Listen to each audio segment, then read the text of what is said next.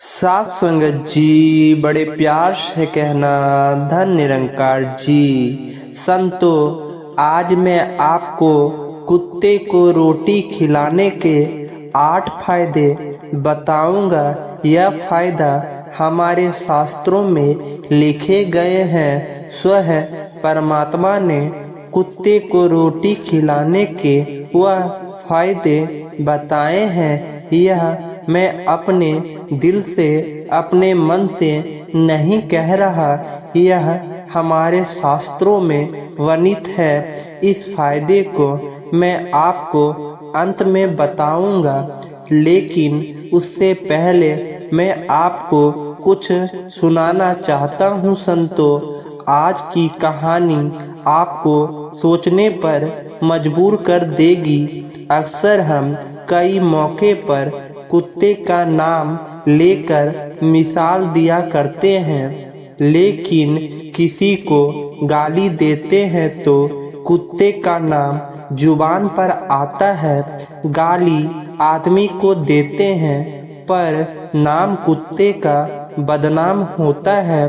क्या कुत्ता इतना गया गुजरा जीव है कि हमने उसे कभी खिलाने पिलाने के बारे में तो नहीं सोचा, चाहे कितनी ही दिन से वह भूखा द्वार पर पड़ा ही क्यों ना हो। लेकिन हमें कभी उसका नाम इस्तेमाल करने में लज्जा नहीं आई। आपसे निवेदन है, 5 से 10 मिनट का समय निकाल कर इस कहानी को जरूर सुन लेना, शायद आपकी सोच बदल जाए।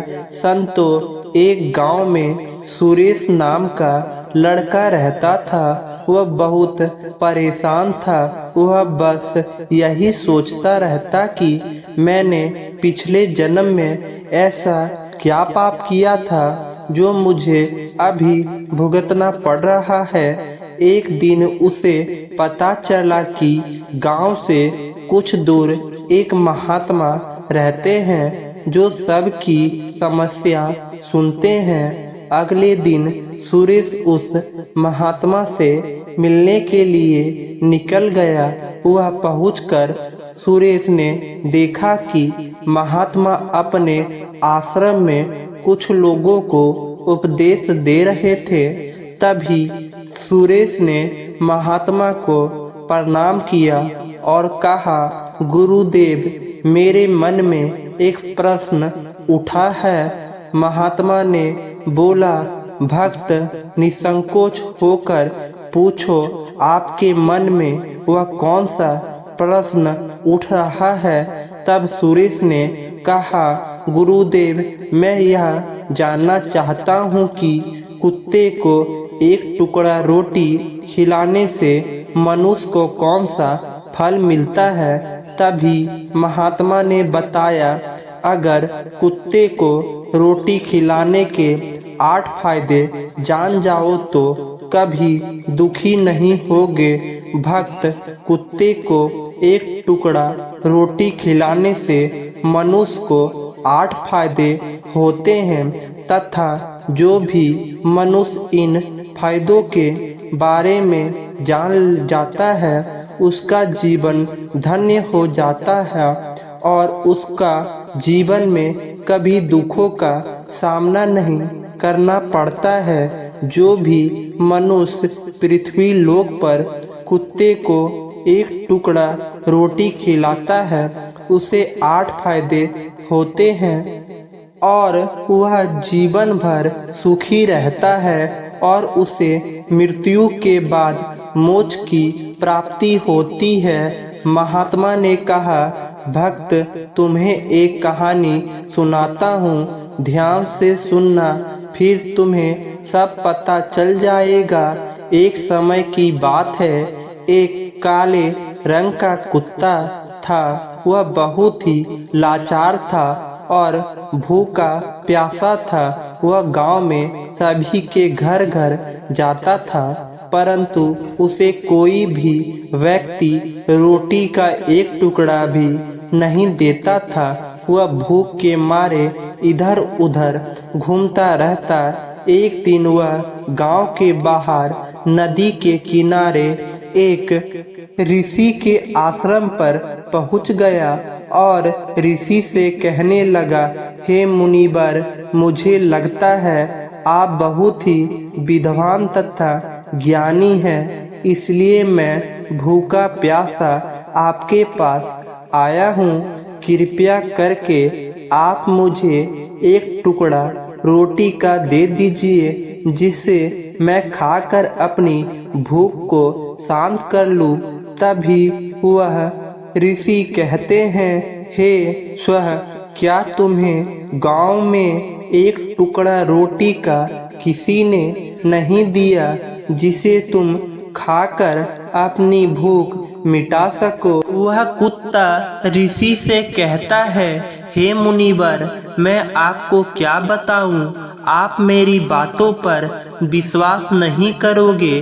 तभी वह ऋषि कहते हैं, स्वः तो बता, तुम्हारी बातों पर मैं विश्वास अवश्य करूंगा। मुझे तुम बहुत ही लाचार दिखाई पड़ते हो। तभी वह कुत्ता कहता है, ठीक है मुनिवर, मैं आपको अपनी बीती बात सुनाता हूँ। कुत्ता महिष से कहता है, हे मुनिवर, दुनिया के लोगों ने हम पर रहम करो, हमारा कोई घर नहीं होता, कोई आसरा नहीं होता, कमाकर खाना हमें नहीं आता है, हमें वस्त्र भी पहनने का ज्ञान नहीं है, इसलिए सर्दी, गर्मी और बरसात में हम ऐसे ही घूमते रहते हैं, हमें पढ़ना लिखना भी नहीं आता है। मुनिवर, आपकी तरह हमें अनुशासन भी नहीं आता है, हमें आपकी तरह बोलना नहीं आता है, यह हमारा दुर्भाग्य ही समझिए। परंतु हमें आपकी तरह भूख लगती है, चोट लगने पर हमें भी आपकी तरह पीड़ा होती है, हमें आपकी तरह रोना भी आता है। बस इन्हें 3 कामों में हम आपकी बरवाही करते हैं, इसलिए हम पर दया कीजिए, हमें और कष्ट मत दीजिए। ईश्वर ने तो हमें वैसे ही कष्ट देकर ही भेजा है, पर से आप लोग हमें परेशान करते हैं। हम आपके तरह मनुष्य नहीं हैं, हम प्रदानी जीवन हैं। जब हमारा जन्म हुआ उस समय हमारे आँख कान बंद थे, कह नहीं सकते कि उस समय आपके जन्म पर जैसे नाच गाना होता है, बाजे बजते हैं, खुशी मनाई जाती है, हमारे जन्म पर भी ऐसा ही हुआ हो।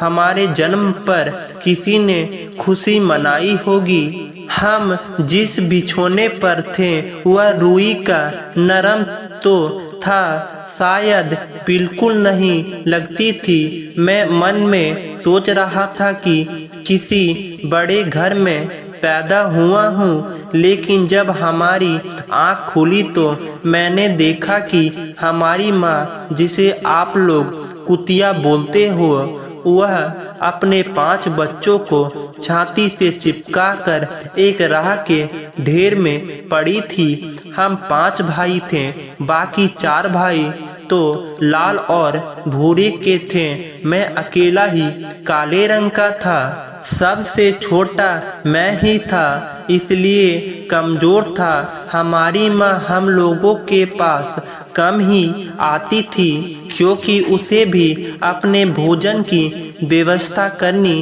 पड़ती थी। यदि वह ना खाती तो हमें दूध कहाँ से पिलाती।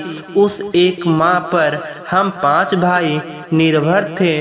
वह बेचारी अपने भोजन के लिए इधर उधर दौड़ती रहती, कभी भोजन मिल भी जाता था, कभी नहीं भी मिलता था, लेकिन वह हमेशा हम 5 का बड़ा ख्याल रखती थी। आखिर वह हमारी माँ जो थी वह रात भर जागकर गांव की रखवाली करती थी। किसी की मजाल नहीं थी कि कोई अनजान आदमी बुरी नीयत से गांव की तरफ भी झांक जाए।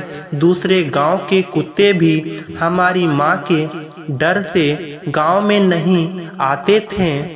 गांव के किसी किसान के खेत में कोई जानवर खड़ी फसल खाने आते तो हमारी माँ उसे दौड़ाकर भगा देती है। गांव वालों के लिए इतना सब करने के बाद भी कोई मनुष्य तो हमारी माँ को भोजन तक नहीं देता था। भोजन के लिए हमारी माँ को मजबूर होकर छीना छपड़ी करना पड़ती थी। कई बार तो लोग उसे लाठी डंडों से पीट पीट कर भगा देते। बेचारी उस दिन भूखे प्यासे रहकर पेट की आग से जलती रहती थी। वह कहता है, हे मुनिवर, आखिर भूख तो हमें आपकी ही तरह लगती है, ऊपर से उसे अपने पांचों की चिंता भी लगी रहती थी। आखिर माँ जो भी भूख उसे चैन से बैठने नहीं देते और गांव वालों का भी उसे देखकर हृदय नहीं पजीता था तो बेबस होकर उन लोगों के घरों में मेच चोरी से घूमना पड़ता था और खाने की कोई चीज मिल जाती तो उसे खाकर अपने पेट की आग बुझा लेती थी। कई बार तो लोग उसे खाने की वस्तु ले जाते हुए देखते तो लाठी डंडे लेकर उसके पीछे पड़ जाते थे। कुछ निर्दयी लोग तो कई बार उसे घर के अंदर बंद करके पीटते थे, हमारी माँ का बुरा हाल कर देते थे। फिर वह कुत्ता मही से कहता है, हे मुनिवर, हमारी माँ ने क्या बिगाड़ा था? उसने सिर्फ अपने पेट के लिए भोजन ही तो चुराया था। चोरी करने का हमें कोई शौक नहीं है, पर पापी पेट हमें यह सब करने के लिए मजबूर कर देता है। एक दिन की बात है, बड़ी जोरदार बरसात हो रही थी। ओले पड़े थे, ठंडी हवा चल रही थी।